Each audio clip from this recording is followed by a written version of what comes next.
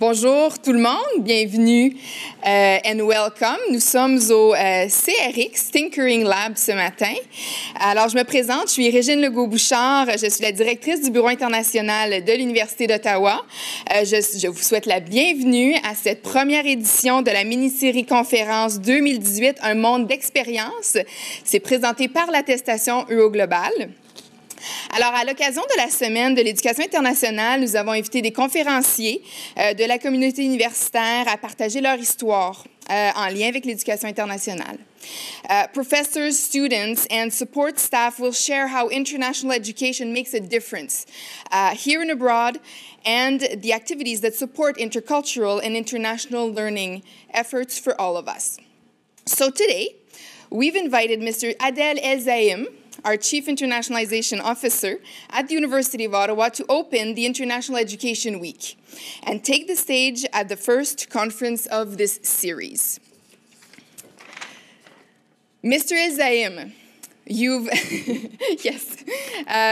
worked for several organizations in executive positions, leading internationalization strategies and programs, including at the University of British Columbia, Université de Sherbrooke, International Development Research Center, and other tech companies such as Cefrio and Vidéotron.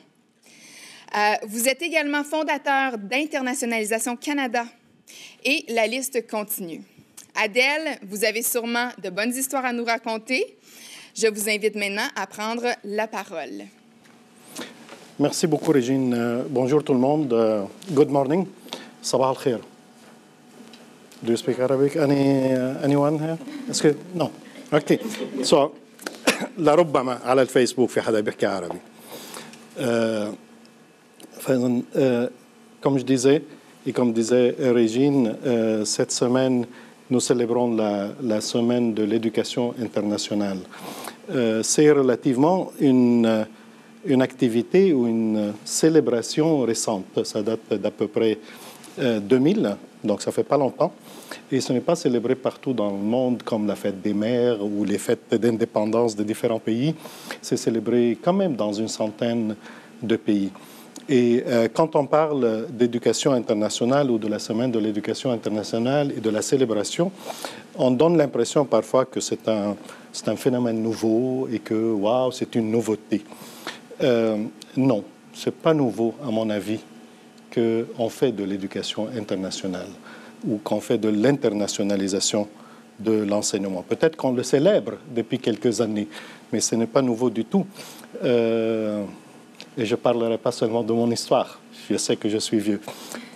Donc non, en fait, l'éducation internationale, je dirais depuis toujours, il y avait des gens qui ont voyagé pour acquérir des connaissances, pour rencontrer des gens, les découvreurs qui ont découvert les différents pays, les différents continents. Ce n'était pas seulement pour découvrir des pays, c'était aussi pour découvrir de nouvelles personnes, de nouvelles cultures. Ils voulaient savoir qu'est-ce qui se passe ailleurs dans le monde.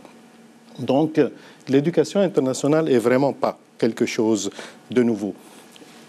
Et je dirais même que ce n'est pas seulement ce qu'on pense. On pense souvent, quand on dit éducation internationale, on pense à la mobilité des étudiants, à l'enseignement de quelques cours. On pense même à aller ailleurs dans le monde pour recruter des étudiants et des chercheurs. L'éducation internationale, c'est beaucoup, beaucoup plus que ça. Bien sûr, dans une université, on sait qu'est-ce que c'est notre travail. On enseigne, on fait de la recherche, on diffuse ces recherches-là. Mais l'éducation internationale n'est pas seulement dans les salles de classe non plus. C'est, je dirais, c'est tout. Donc, I'm saying international education is not only about mobility, about student mobility, or about international student, or even international research. International education is about really a new experience in our life. And this is why I think here at University of Ottawa, we prefer to talk about international experience. This is why we have new programs and the new initiatives about international experience. Donc, étudier à l'étranger ou acquérir de l'éducation internationale passe par beaucoup de choses. Passe par les cours, passe par les nouvelles rencontres. J'ai envie même de dire que ça passe par la nourriture, par les façons de se loger, de s'habiller. Regardez, imaginez quelqu'un qui vient d'arriver aujourd'hui au Canada et qui trouve au moins 5 degrés. Il a besoin d'apprendre à s'habiller ici. Ça passe aussi par les rencontres avec les gens, l'apprentissage de culture, l'apprentissage de langue, et par le plaisir aussi. Hein? It's nice to have some fun when we are international or acquiring an international experience. Donc, je disais, ce n'est pas nouveau, mais il y a beaucoup de choses qui ont changé à travers le temps. Et surtout aujourd'hui, on peut même se demander si on a besoin de voyager pour avoir de l'éducation internationale ou pour avoir une expérience internationale. Vous savez bien sûr que je fais référence à l'ouverture du monde qu'on a aujourd'hui. On avait besoin de voyager pour voir le monde. Aujourd'hui, je vois des gens qui ont le monde, je dirais, dans leurs mains ou dans leurs poches. On a tous des ordinateurs, on a tous accès au réseau international, Internet, et on a tous accès à plein d'applications qui permettent pas seulement de lire, mais aussi de parler aux gens qui sont ailleurs dans le monde. Donc, dans le fond, est-ce qu'on a encore besoin de voyager pour acquérir une expérience internationale? Gardons cette question-là en tête et je vais y revenir. Vous m'avez demandé de vous parler de quelques expériences. Je vais parler d'une seule chose. Quand j'étais étudiant au Liban, il y a très longtemps, je suis né au Liban, j'avais besoin d'un livre. En fait, toute la classe avait besoin d'un livre français imprimé en France. Mais c'était les années de guerre. Il n'y avait pas de librairie qui avait des livres étrangers. Il n'y avait pas de bibliothèque. La seule bibliothèque qu'on avait à l'université était très pauvre en livres. Il n'y avait pas Amazon. Il n'y avait pas Google Books. Il n'y avait pas Facebook, WhatsApp, etc., etc. Il n'y avait pas Wikipédia non plus. Mais il y avait une technologie différente, qui était ce qu'on appelle la radio amateur. J'étais ambulancier et j'avais une radio sur l'ambulance. Et puis avec cette radio-là, j'étais capable de communiquer avec la France. Et donc j'avais des amis en France avec qui on parlait de temps en temps. Et un jour, je leur ai dit, j'ai besoin de ce livre-là, c'est pour 30 étudiants à l'université. Eh bien, ils se sont arrangés. Ils ont acheté le livre pour nous en France. Ils l'ont découpé en morceaux parce qu'il était trop gros. Et ils l'ont posté. On l'a reçu à l'université. On l'a recollé et on l'a partagé. Pour moi, c'était ma première expérience presque d'éducation internationale parce que j'ai réalisé qu'il y avait des gens qui avaient des connaissances dans d'autres pays qui ont pu envoyer les connaissances. Ce n'était pas dans Google Book ou dans Amazon, comme je disais, mais c'est les gens qui y ont envoyé ce matériel-là.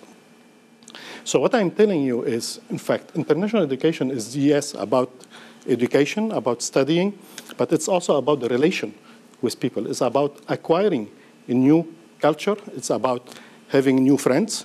It's about having new experience and a new life. And I'm really telling it, a new life. Parce que il ne faut jamais oublier que les étudiants qui viennent ici ou les chercheurs qui viennent ici ou qui traversent le monde pour étudier, c'est leur vie qui change aussi. C'est vraiment la vie. Moi, je dis toujours, c'est un projet pédagogique, mais c'est aussi un projet de vie. Donc, on acquiert de nouvelles habitudes, on acquiert de nouvelles façons de faire. Ici, depuis maintenant quelques mois, nous avons cette belle initiative UO Global qui permet aux étudiants justement d'acquérir une expérience internationale ici même, à l'université, pour se préparer, pour apprendre une langue, pour apprendre de nouvelles choses, mais aussi se préparer pour voyager. Et quand ils reviennent de voyage, de nous parler de leur expérience. Et c'est très important, je pense, moi j'invite tous les étudiants à en profiter et à aller prendre une expérience internationale. Mais n'oublions jamais que nous sommes aussi très chanceux. Nous vivons dans une ville où il y a le monde. On peut justement rencontrer des communautés, des experts, des gens de partout dans le monde. Donc je dirais que même si vous êtes, par exemple, enseignant dans une dans une école, ici même dans la région, il y a une forte chance que vos étudiants, vos élèves viennent de plusieurs origines, qu'ils soient nés ici ou non, mais qu'ils soient de plusieurs origines et que même qu'ils connaissent peut-être plus de langues que vous. Donc, soyons attentifs à ça, mais essayons d'apprendre aussi de nos élèves et de ce qu'on vit, de ce que les enfants connaissent. Donc, j'ai posé tout à l'heure la question de savoir si on a encore besoin de voyager pour apprendre. Parfois, je dis non, parfois, je dis oui. Parce qu'effectivement, j'ai toujours l'impression que nous avons le monde dans notre poche, on peut accéder au monde. Mais c'est important aussi d'aller voir, d'aller vivre l'expérience. On a beau appris, si on est par exemple en Afrique ou au Moyen-Orient, combien il fait froid au Canada en hiver. Il faut venir voir que non, il ne fait pas froid, on a chaud, puis c'est beau, on est très bien équipé pour ça. Mais l'expérience est importante. Comme on dit parfois, place matters. Place is important. So it's important to go elsewhere, to visit, to meet people, and not only learn about the world in the books or on the internet. Je parlais aussi, je disais que ce n'est pas nouveau l'éducation internationale. Comme vous savez, je suis arabophone, je suis né au Liban, donc je cherchais hier un peu dans la tradition, la vieille tradition, à propos du voyage pour les études. Et j'ai trouvé un poème qui est très, très connu, mais j'ai essayé de le traduire. C'est un philosophe arabe qui était aussi poète, savant, mathématicien, qui est né à la fin du 8e siècle. Et il est mort début 9e siècle, donc ça fait 12 siècles déjà. Il a dit « Quitte ton pays et cherche la prospérité », ou on peut dire « cherche la grandeur ». Pars en voyage, tu gagneras 5 bénéfices. Tu soulageras un souci, tu gagneras ta vie. Tu pourras acquérir de nouveaux savoirs. Tu connaîtras de nouvelles traditions et tu feras de nouveaux amis. Donc, quand je regardais ça, je dis, tiens, il a dit ça il y a 12 siècles. Donc, j'ai continué ma recherche, puis j'ai trouvé un article qui parle justement des bénéfices de voyage pour les étudiants. Et ça dit, ça permet de développer la confiance en soi, ça ouvre à la nouveauté, ça nous apprend à résoudre des problèmes, ça nous apprend à être humble, ça nous rend heureux et ça augmente la productivité. Ça, c'est vrai. Quand on est sur plusieurs zones horaires, on travaille beaucoup plus. Donc, je pense que je vais arrêter là. On pourra prendre des questions, mais je voulais surtout répéter que l'éducation internationale, c'est une façon d'apprendre, pas seulement d'apprendre pour avoir des diplômes ou des crédits, c'est une façon d'apprendre pour avoir une nouvelle expérience de vie, pour avoir des nouvelles connaissances, des capacités de développement personnel, culturel, professionnel, qui sont bien sûr très recherchées. Je répète qu'on est chanceux d'être ici dans un milieu qui nous permet justement d'apprendre, de rencontrer des gens. Nous sommes, et nos étudiants sont chanceux aussi, et nous sommes très fiers d'un programme comme l'attestation UO Global qui permet d'apprendre ici et de se préparer pour aller ailleurs.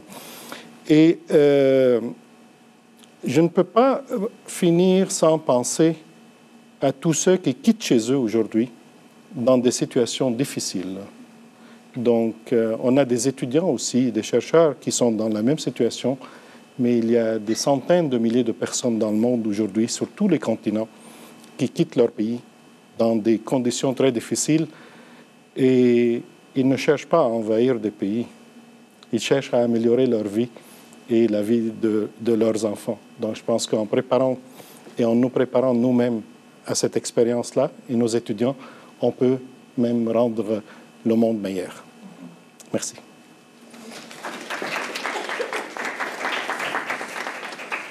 Merci beaucoup, Adèle, pour vraiment cette belle histoire, ce beau partage. Est-ce que je vais passer la parole aux questions? Est-ce que vous avez des questions? La première question est toujours la pire. Kyle. Yeah. Okay. All right. Thank you very much, Mr. Al-Zaim. I have a little question about the age that someone might experience international education. So we at the university, we deal a lot with undergraduate students, quite a lot, kind of very young people. And a lot of students, they sometimes think maybe it's better to go do an international education experience later on in life. And I mean, as I'm progressing through my career, I sometimes look for opportunities for international education, but I do notice there's sometimes you get different things out of it. Do you have a perspective on kind of the value at different stages of life for international education? Yeah, thank you, Kyle. Thank you for the question. Very interesting. I think as early as you can go. For sure, I mean, there is some limits, on traveling. But we are talking about international education. We are talking about learning something else. So personally, as I said, I'm Lebanese. I'm educated in Lebanon. And in Lebanon, at the school, we learn 2 languages. It's mandatory, all of us, 2 languages. And this is, I think, the first thing, that open your eyes to the other. You learn something else. And when you learn 2 languages, you can learn the 3rd and 4th languages.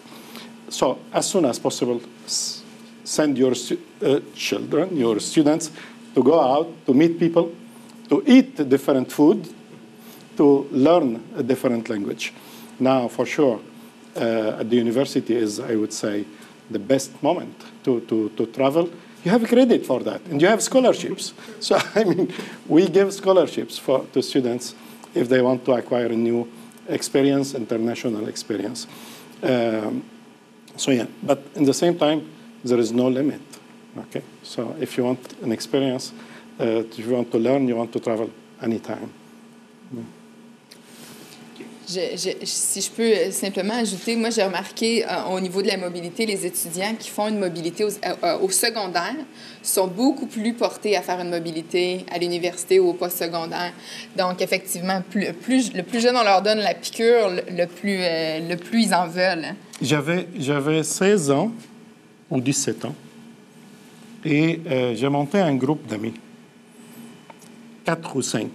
Et on s'est dit, on a regardé la carte, puis on s'est dit, on peut partir d'ici, aller en Syrie, aller en Turquie, de Turquie traverser l'Europe, aller en France et redescendre. Et donc c'est ça, j'avais 16 ou 17 ans à peu près. On était tous les 4 très enthousiastes pour le faire. On a fait les passeports et on est allé aux ambassades pour demander les visas. On a réalisé que pour les visas seulement, pour les obtenir, ça nous prenait à peu près 12 mois. Pour obtenir les visas des pays, parce que je disais, on était dans un pays en guerre et on avait besoin de visas presque pour aller chez nous à la maison. C'était très, très contrôlé. Malheureusement, le projet a avorté, mais j'ai toujours gardé mon passeport avec le premier visa qui était là-dessus, que je n'ai jamais utilisé. Je l'ai encore, je vous le montrerai un jour. Donc, c'est le goût de, pas seulement de voyager, bien sûr, voyager, mais aussi apprendre autre chose, parce que sur le trajet qu'on voulait faire, on avait à chaque fois des arrêts pour les langues et pour des apprentissages. Oui. Merci. Sylvie.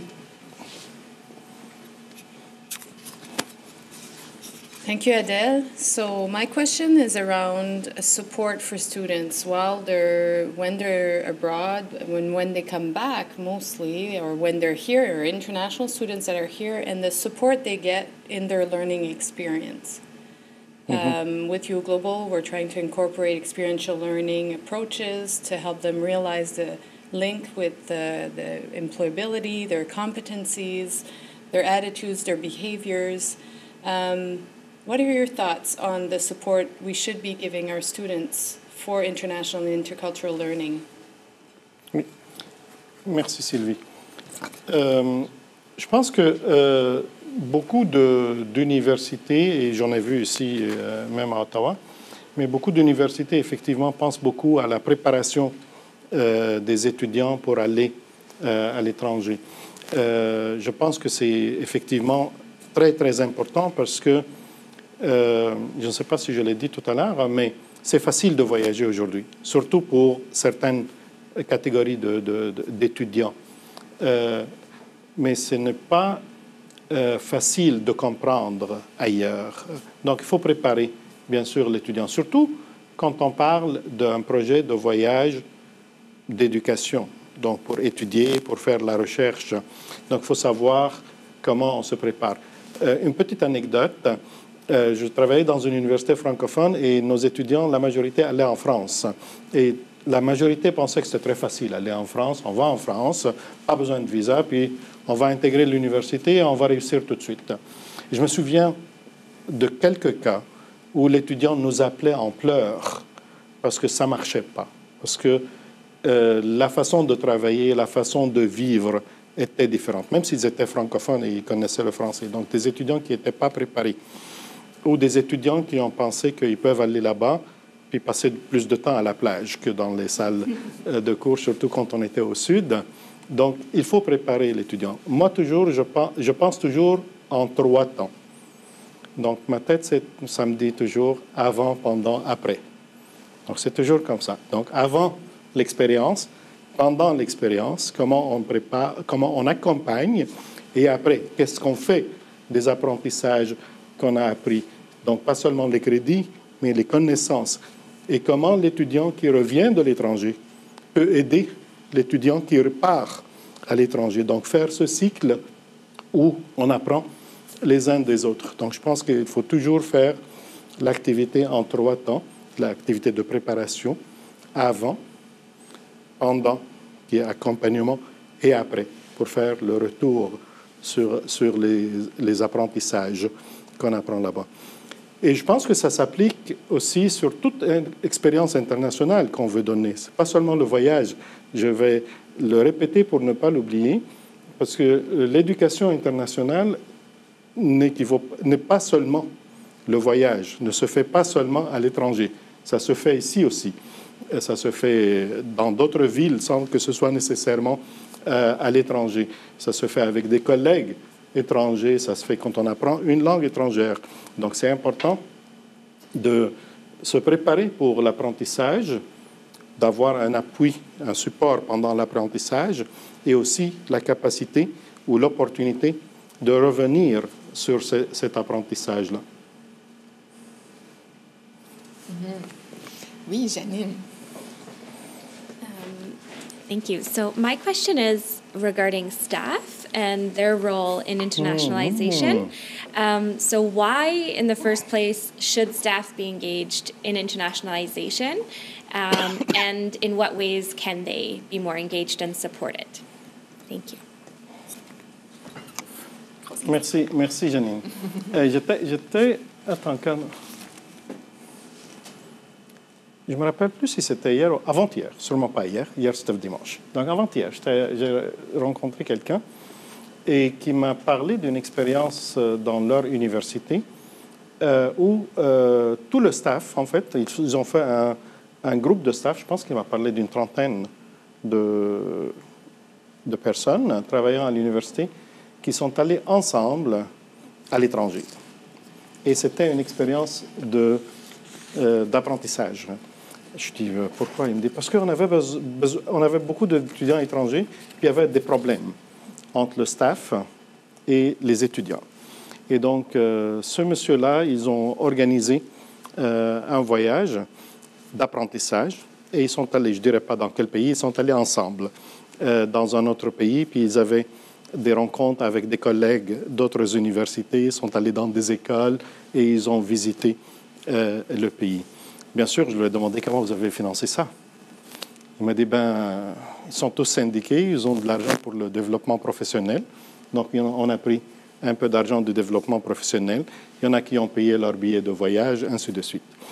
Morale de l'histoire, tout le personnel, à mon avis, doit effectivement avoir cette chance-là d'apprendre et de profiter de l'ouverture qu'on a aujourd'hui dans nos pays. Puis, d'autant plus, je dirais, c'est important pour les membres du personnel qui travaillent avec les étudiants et qui préparent les étudiants pour acquérir une expérience internationale. Donc, c'est crucial. L'internationalisation, et je te remercie d'avoir dit internationalisation, pas éducation internationale seulement, parce que l'éducation internationale, c'est une partie du processus d'internationalisation de toute l'université, de tout le milieu dans lequel on vit. Donc, l'internationalisation, ça touche toute l'université, y compris, bien sûr, je dirais, à priorité, le personnel, les membres du personnel. Et pour moi, ça va du personnel qui travaille avec les étudiants jusqu'au personnel qui travaille dans les restaurants, dans les logements, ainsi de suite, à différents niveaux, parce que chacun a une responsabilité différente. J'espère que j'ai répondu à la question. Vraiment. Merci. Je pense qu'on a terminé. Alors, c'est maintenant l'heure de clore cette première mini-conférence. Nous aurons 4 autres éditions à chaque matin cette semaine. L'horaire est disponible à l'entrée aussi sur notre site Internet, le site web du Bureau international. Donc, restez à l'affût et puis des prochaines périodes d'inscription de l'attestation UO Global également. Laissez votre nom au kiosque à l'extérieur et puis vous pouvez également nous écrire à uoglobal@uottawa.ca pour manifester votre intérêt. A special shout out to the programming team and the marketing and communications team of Student Life. Thank you for your collaboration in organizing this event. For your information, this event has been recorded and will soon be available online on the International Office's website for you to share with your colleagues, so please don't hesitate to share. It's also live on Facebook, actually, right away. Merci encore, Adèle, de votre présence ce matin. Ça a été vraiment super inspirant, puis je pense qu'on commence très bien la semaine de l'éducation internationale. Donc, joignez-vous à moi pour applaudir notre invité. Et merci beaucoup. Merci à vous tous.